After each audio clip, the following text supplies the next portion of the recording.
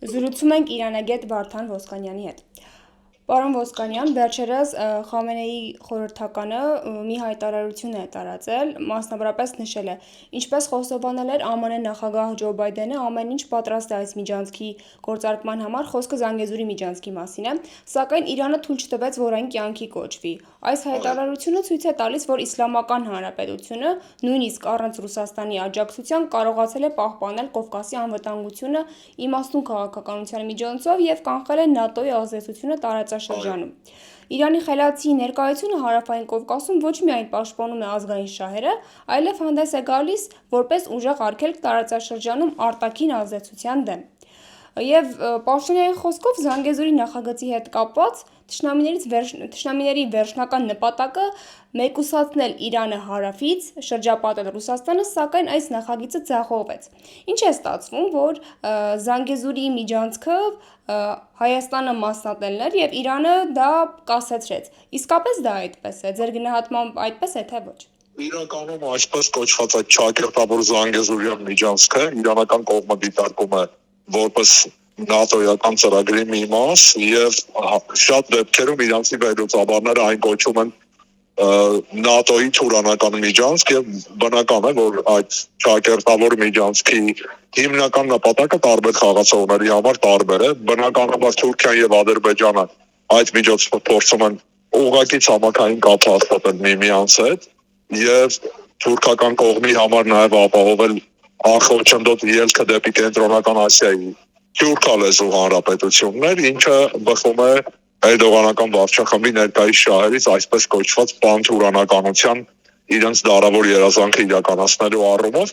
Ինչ վերաբերում է այլ խաղացողների, ապա հավաքական իմաստով արևմուտքի համար այս միջանցքը կարևոր գործիք է մի կողմից Ռուսաստանին տարածաշրջանից դուրս մղելու համար, մյուս կողմից Իրանը ըստ էության հյուսիսից շրջափակելու համար, եւ այս իմաստով թուրք-ադրբեջանական միասնական տանդեմը որքանով որ հակահայկական ուղղվածության աշխատանք է իրականացնում, գրեթե նույնքանով էլ հակաիրանական ուղղվածություն ունի։ Եթե հաշվի առնենք, որ Իրանի հյուսիս-արևմուտքի բնակչությունը նաեւ թուրքալեզու է, ապա այս ծրագիրը ուղղակիորեն խաթարում է ոչ միայն Իրանի կոմունիկացիաները, ոչ միայն Իրանի մանևրի հնարավորությունը աշխարհակաղակական իմաստով, այլ նաեւ բերում է Իրանի համար ներքին ռիսկերի անջատողականության վտանգի եւ բնական է, որ իրանական կողմը խստորեն դեմ է նմանատիպ ճակերտավոր միջանցքի ստեղծմանը, դրա գոյությանն ընդհանրապես։ Այսպիսով մենք կարող ենք ասել, որ խնդիրը լիարժեքորեն լուծվեց։ Ըստ էության ադրբեջանա-թուրքական դաշինքը եւ որոշ այլ խաղացողներ դեռևս չեն հրաժարվել այդ մտքից, բայց իրանական կողմի կոշտ դիրքորոշումն է, որը խոչընդոտում է այդ ծրագրի իրականացմանը, նաեւ զինված ուժերի ներգրավման եւ Հայաստանի նկատմամբ ագրեսիայի միջոցով դրան հասնելու համատեքստում, եւ դա ըստ էության իրանական կողմը ուղղակի զգուշացրել է նաեւ Թուրքիան։ Եթե կհիշեք, Իրանի հոգեվոր առաջնորդ Այաթոլլահ Խամենեին հենց Էրդողանի հետ հանդիպման ժամանակ մի քանի տարի առաջ ուղղակիորեն զգուշացրեց, որ Հայաստան-Իրան հազարամյակների սահմանը չի կարող վտանգվել, այդ սահմանով հաղորդակցությունը չի կարող խաթարվել։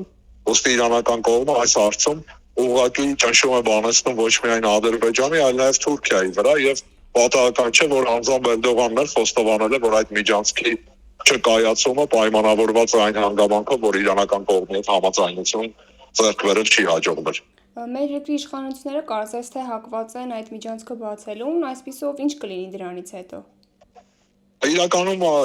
իրանական կողմը այդ ճակերտավոր միջանցքը համարում է իր համար կարմիր գիծ եւ իր ունեցած բոլոր հնարավորություններով եւ այդ մասին բազմիցս է հայտարարվել, պատրաստ է պաշտպանել սեփական շահերը։ Այստեղ հայ-իրանական շահերը ըստ էության միասնական են, նույնական են եւ այս համատեքստում Հայաստանը ունի լուրջ դաշնակից,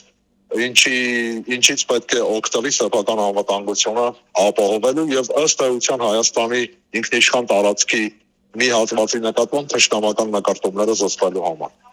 Շնորհակալություն։ Ես հիշեցնեմ, որ իմ զրուցակիցը իրանագետ Վարդան Ոսկանյանն էր։